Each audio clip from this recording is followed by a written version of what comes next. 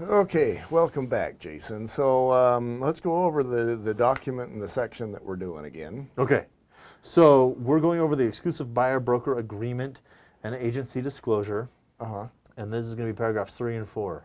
Kai? And yeah, this is entertaining stuff. It's pretty stimulating. Somebody told me once that we all get to choose what variety of hard our life is. Yeah, I love that quote. And it's like it applies here because it's hard to review that document and ingest it and contain it and understand it. Yeah, It's also hard to not review it and then not know what's going on and then get sued and exactly. have unpleasantness happen. Yeah, choose your hard. Understand this document thoroughly. Explain it to your clients thoroughly. There's where the real one. Do you want to take the time to go over this with your clients, or do you want to lose commission or be fighting for your commission or stuff like that? But this is a great time to sell yourself and the importance of being an agent, what you do and why it's valuable.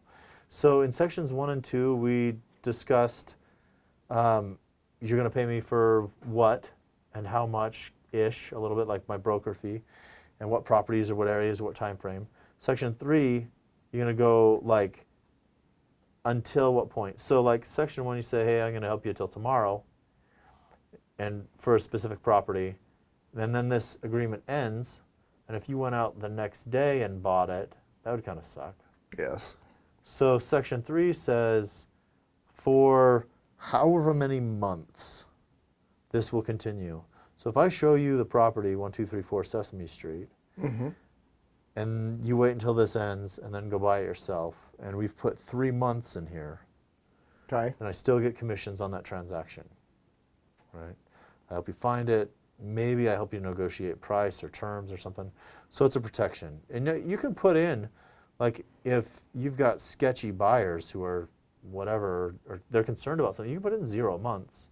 Mm-hmm. You can put in whatever they want to. And so it's a really good way with your buyers to go through this, say this is how it works. Here's the other thing, like section 4, this is super important. Okay, so the buyer warrants that the buyer has not entered into any other exclusive buyer-broker agreement with any other brokerage that is still in force and in effect, right? So section 4 is important. I've talked to a few clients that don't know who they're working with. I had one a month ago, pretty stinking recent, where they wanted to switch agents. Mm-hmm. And the agent, so this is interesting, the agent worked at a brokerage. He left that brokerage to go to another brokerage, invalidating his buyer-broker agreement because it's an agent at a brokerage. As an agent, unless you are the broker, You're simply a minion, I guess, an employee, a Yeah. representative. you're buying and selling real estate on the broker's license. It's not your own license. You're licensed to conduct real estate transactions under his license. Just like I have to work for a mortgage company.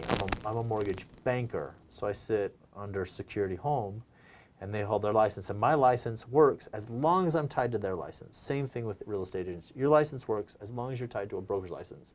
If you are a broker, then away you go. But anyway, yeah. So his contract was void, Uh-huh. right? Because he switched brokerages. Uh-huh. But anyway, and then when push came to shove, he couldn't produce the document anyway that he said he had. And then my clients switched what real estate agent they were working with. But okay, so section 4. Well, there's a lesson in there. This goes back to stories sell. So basically, you've got Agent A, who is at brokerage A, and then he goes to brokerage B. Clients see that. They see that he doesn't do his paperwork. Why would they want to stay with him? Right. And so now they're gone, and this guy loses his paycheck. I'm going to reach out and say he probably got what he deserved because he proved that he's not on top of his game. Yeah. There was other contributing factors that led to it on the ethics side that made my borrowers, the buyers, Uh-huh. looking for another agent anyway. Uh-huh. But I mean, that's the That's the glorious thing of knowing what you're doing and explaining it well and having a good relationship with your clients. And you and I have been down the road before many times of whatever you're doing, communicate. Yeah. And it seems like, who was it that said half of 90% of success is showing up? I think Yeah. the same kind of thing. 90% of succeeding as a realtor or in any other field is telling people what you're doing and why. Yeah. Yeah.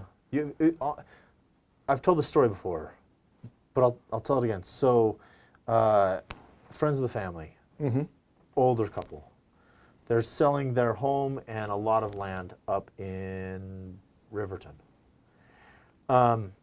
They got a great deal. They sold it to a developer. They got, I think, 30,000 more than they asked. Right? So, like, he took care of them. Yeah. It was amazing. No real estate agents. It was their land. They've been there forever. They knew what they were doing, right? This developer turned around and sold it for millions to Walmart, Home Depot, and a few other shops. Just developed the land and repackaged it. They went from extremely happy to kind of pissed off. But as agents, one of the things that your job is making sure that the property is the highest and best used, right? So if they would have used an agent, the agent said, well, this is like right on the edge of being zoned commercial. And we've got Bangor Highway literally in your backyard with an exit to your property. Whoa. Like, let's think about this. So, Yeah, the joys of selling by owner. yeah. Right? Yeah. Yeah, it's easy to know enough to get in a lot of trouble. Yeah. Save $18,000, lose $3 million. Yeah. Yeah. So section 4, go over this. The clients are signing this document and they're signing with you. They're not signing with anyone else. Any claims or injuries incurred while inspecting any property, that they're signing that they've reviewed this, that they've looked over the wire fraud stuff. This section is going to cover your butt a bit. By the buyer signing that they know what's going on. So your buyer shouldn't ever go to another agent and sign another one of these saying, I haven't signed this. I think too often I've seen people with binding agreements, loan officers, real estate agents say, hey, and I just need this signed, and I need this signed, and I need this signed. Right. That's a easy way to make your life really hard. And again, choosing what variety of hard you want your life to be. I think you stop in that document, you pull it aside and say, here's what this document is. Right. If we're walking through a property and you trip and fall, it's not my fault. Right?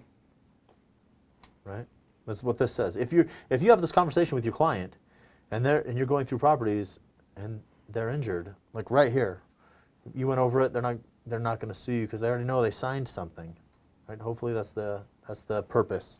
I guess it kind of goes back to what your goals are. If your goal is to get a paycheck and minimize your risk, then you just say, here, sign this, sign this, sign this, and you put documents in strategic locations so that you know they're less likely to read. I mean, you put them behind a number of other legal whatevers. If your goal is that, then that's what you do. If your goal, on the other hand, is to provide really good service so that these people are well taken care of and they come back to you again, they refer their cousins and uncles and brothers-in-law and Aunt Betty, then you do things a little bit differently. Yeah, exactly. And I think your clients will appreciate it more. Yeah. So it's sections 3 and 4. That's sections 3 and 4. That was almost entertaining. Yeah. We'll be right back. Okay.